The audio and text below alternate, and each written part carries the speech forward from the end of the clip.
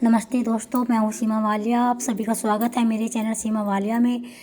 तो कैसे हो दोस्तों? आई होप आप सब ठीक होंगे, अच्छे होंगे। तो चलिए दोस्तों, आज इस वीडियो में हम जानेंगे कि कार्तिक स्नान कब से शुरू हो रहा है, कब समाप्त हो रहा है, किन किन बातों का हमें ध्यान रखना है। जल सूर्यदेव को पहले चढ़ाए या तुलसी माता को पहले चढ़ाए?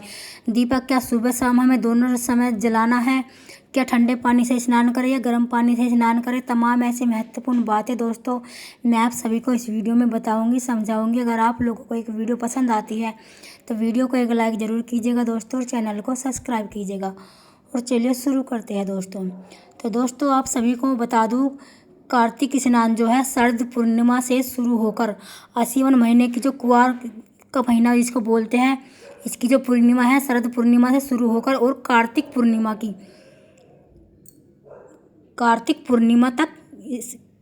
पूर्णिमा तक स्नान रहता है दोस्तों। शरद पूर्णिमा से शुरू हो जाता है ये कार्तिक स्नान, और कार्तिक महीने की जो पूर्णिमा आती है उस तक कार्तिक स्नान रहता है, अगर जिसको गंगा स्नान बोलते हैं। जब तब तक 1 महीने तक स्नान रहता है दोस्तों। तो कुछ लोग तो व्रत रहकर स्नान करते हैं, पूरे महीने का व्रत रहते हैं, और कुछ लोग बिना व्रत रख के ही स्नान करते हैं। लेकिन दोस्तों आप सभी एक बार मेरे कहने से ज़रूर कार्तिक स्नान करिएगा। इससे हमें बहुत अधिक लाभ मिलता है, बहुत पुण्य फल की प्राप्ति होती है। अगर मान लीजिए आप देखो, व्रत रखना बहुत कठिन होता है। 1 महीने का व्रत कोई कोई रख पाता है और कोई नहीं रख पाता, तो आप बिना व्रत किए भी आधा पुण्य फल प्राप्त कर सकते हैं। और कार्तिक स्नान करने के लिए दोस्तों हमें ब्रह्म मुहूर्त में उठना होता है। तो आप लोग भोर में उठ जाइए, 3:30 बजे के लगभग, 3:45 बजे के लगभग आप लोग उठ जाइए। उठकर अपने घर में झाड़ू लगा लीजिए। अगर आपके घर में मेड आती है तो भी, नहीं आती है तो भी, अपने घर में झाड़ू का नियम ज़रूर अपने खुद से करना चाहिए। अपने पूजा स्थान में, अपने घर में हमें खुद से झाड़ू लगा लेनी चाहिए। उसके बाद दोस्तों जो भी घर का काम है निपटा के हमें 5 बजे तक स्नान कर लेना चाहिए सुबह में, 4:30, 4:45 या 5 बजे तक। इससे बाद में नहीं, क्योंकि स्नान तारों की छाँव में किया जाता है। और दोस्तों स्नान हमें ठंडे पानी से किया जाता है, क्योंकि भगवान विष्णु का जो कार्तिक का महीना सबसे प्रिय होता है, और भगवान विष्णु का जल निवास स्थान वो जल में होता है, शीतल जल में होता है। और जब कछुए की योनि में भगवान विष्णु ने जन्म लिया था, तभी उन्होंने राक्षसों का वध किया था, जल में ही वध किया था, और ठंडे शीतल जल में उनका निवासी स्थान माना गया है। इसीलिए जिनका अपने शरीर की शारीरिक क्षमता को देखते हुए आप स्नान कीजिएगा। जो भाई बहन माताएं बहनें गर्म पानी से करना चाहती है तो वो गर्म से कर सकती है, और जिनका शरीर ठीक है तो वो ठंडे जल से स्नान कीजिएगा। और स्नान के जल में दोस्तों आप लोग गंगा जल का मिला लीजिए, गंगा जल मिश्रित पानी से आप स्नान कर लीजिए। जोर जोर से बोलते हुए हर हर गंगे कहते हुए स्नान करिएगा। अगर आपके पास नदी, तालाब, सरोवर है तो इस कार्तिक स्नान जो है दोस्तों खुले में किया जाता है। अगर आपके पास नदी, तालाब, सरोवर है तो आप वहाँ जाकर डुबकी जरूर लगाइएगा, तो पूरे महीने का और अत्यधिक पुण्य फल मिलता है। अगर नहीं है तो आप बाथरूम में कर लीजिएगा, अपने बाथरूम में भी गंगा जल मिला लीजिएगा, पानी में मिश्रित जल से स्नान कर लीजिएगा। और जो भाई बहन माताएं गर्म पानी से स्नान करती है तो गंगा जल को लेकर ऐसी जगह रख दीजिए जिससे आप गर्म पानी से स्नान कर रहे हैं, और तो उसके बाद वो गंगा जल उठाकर तुरंत अपने ऊपर छिड़काव कर लीजिए, ऐसी जगह पर रख दीजिए। ये तो होगा स्नान की बात है दोस्तों। और स्नान के बाद हमें दोस्तों सबसे पहले सूर्य देव को जल देना चाहिए। उसके बाद तुलसी माता में हमें दीपक जलाना चाहिए, तो रोली लगानी चाहिए, अक्षत चढ़ाना चाहिए, और भोग प्रसाद में मिश्री या चीनी भी आप चढ़ा सकते हो। तुलसी माता में हमें दोनों समय दीपदान करना है। और एक दीपदान दोस्तों में खुले आकाश के नीचे करना है। अगर आपकी छत पर कहीं ऊंचा स्थान है तो आप वहाँ एक दीपदान कीजिएगा, और एक दीपदान दोस्तों आप पीपल वृक्ष के नीचे कर सकते हो। इस दीपदान से भी, पीपल वृक्ष दीपदान से भी हमें करोड़ों दीपदान का फल मिलता है।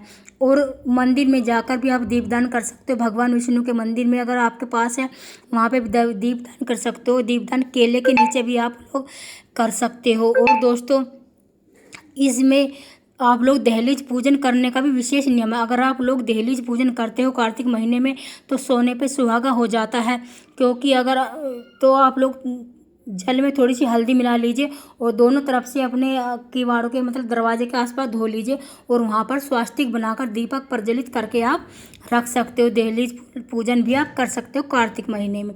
और सूर्य भगवान को दोस्तों बात ये आती है कि सूर्य भगवान को जल कैसे देवे, दिखाई नहीं देते, तो सबसे पहले आप सूर्य भगवान को ही जल दीजिएगा, चाहे वे दिखाई दे या ना दे। उसके बाद तुलसी माता के पास आपको दीपक प्रज्वलित करके रखना। तुलसी माता की सेवा की जाती है कार्तिक के महीने में। भगवान विष्णु बहुत प्रसन्न होते हैं। और दोस्तों मंगलवार और रविवार को छोड़कर आप लोग रोज़ दीपदान कीजिएगा। मंगलवार में भी आप दीपदान कर सकते हो, लेकिन रविवार को आप छोड़ दीजिए, वैसे ही हाथ जोड़ लीजिए, ठीक है जी। और अब रह गई दोस्तों हमारे खाने की बात। कार्तिक महीने में नियम तो बहुत ज़्यादा है दोस्तों। खाने में आप लोग गाजर मत खाइएगा, लौकी और बैंगन, मूली, मसूर की दाल और लहसुन प्याज अगर आपसे बचता है तो बचाइए, नहीं बचता है तो कोई बात नहीं, आप लोग खा लीजिए। क्योंकि हमने पितृपक्ष में भी नहीं खाया, नवरात्रों में भी नहीं खाया, और 1 महीने का तो घर में दोस्तों लड़ाई झगड़ा भी होने लगती है कि बच्चे मांगते हैं, हस्बैंड मांगते हैं लहसुन प्याज। तो आप लोग जितना हो सकता है उतना ही बचाइएगा, जितना नहीं आपसे निम रहा उतना। नियम बहुत सारे हैं इस व्रत में। जो दालें 2 हिस्सों में विभाजित हो जाती है, 2 चीज़ें, वे भी नहीं खाते, लेकिन इतना नहीं बचा सकते, तो आप लोग मसूर की दाल मत खाइएगा। और दोस्तों ब्रह्म मुहूर्त में उठनी है हमें। कार्तिक महीने की यही नियम होता है। तारों की छाँव में पूजा की जाती है और तारों की छाँव में ही 5 बजे तक स्नान कर लिया जाता है। ठंडे शीतल जल में ही स्नान कीजिएगा। अपने शारीरिक क्षमता को देखते हुए अपने स्नान का संकल्प लीजिएगा। मान लीजिए आपने एक दिन ठंडे पानी में स्नान कर लिया, वैसे तो अभी ठंडी हुई नहीं है, आगे का मौसम इतना ज़्यादा वो नहीं है, नरम नहीं होने का दोस्तों अभी। और जिनसे नहीं हो पाता तो आप लोग गर्म पानी से भी स्नान कर सकते हो। और स्नान के बाद आप दीपदान खुले में कीजिए, सब जहाँ भी आपकी इच्छा है वहाँ कीजिए। इस कार्तिक महीने में आप कथा सुन भी सकते हो, मोबाइल से भी सुन सकते हो और पढ़ भी सकते हो। माता जी के पास दीपक प्रज्वलित करके आप वहाँ कथा कार्तिक महात्या भी सुन सकते हो और पढ़ भी सकते हो अपना से। इससे भी हमें अत्यधिक फल की प्राप्ति होती है। सबसे कार्तिक महीना जो होता है साल भर में सबसे श्रेष्ठ महीना माना जाता है भगवान विष्णु का। और भगवान विष्णु इसी महीने में योग निद्रा से देव उठने एकादशी के दिन जागते हैं। और इस महीने में पूरे महीने में दोस्तों विधि विधान से पूजा करते हैं माता लक्ष्मी की। ऐसा माना जाता है कि माता लक्ष्मी भगवान विष्णु पृथ्वी पर भ्रमण करते हैं। पूरा महीना माता लक्ष्मी भगवान विष्णु को ये समर्पित होता है, ठीक है जी। और दोस्तों एक माला तुलसी की जरूर जपिएगा। ओम नमः भगवते वासुदेवाय नमः करते हुए तुलसी की माला जरूर जपिएगा। और जी हमें 7 अक्टूबर दिन मंगलवार से कार्तिक स्नान शुरू हो रहा है और समाप्त होगा 5 नवंबर को कार्तिक पूर्णिमा पर, ठीक है जी।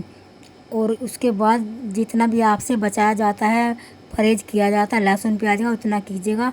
ये नहीं दोस्तों कि घर में बवाल हो गया और हम इतने भी पुजारी मत बनिएगा, ठीक है जी। तो दोस्तों हमारी वीडियो यहीं तक की थी। अगर आप लोगों को वीडियो पसंद आती है तो वीडियो को एक लाइक ज़रूर कीजिएगा और मेरे चैनल को सब्सक्राइब कीजिएगा। फिर मिलती हूँ आपसे एक नई वीडियो में, तब तक के लिए नमस्कार दोस्तों।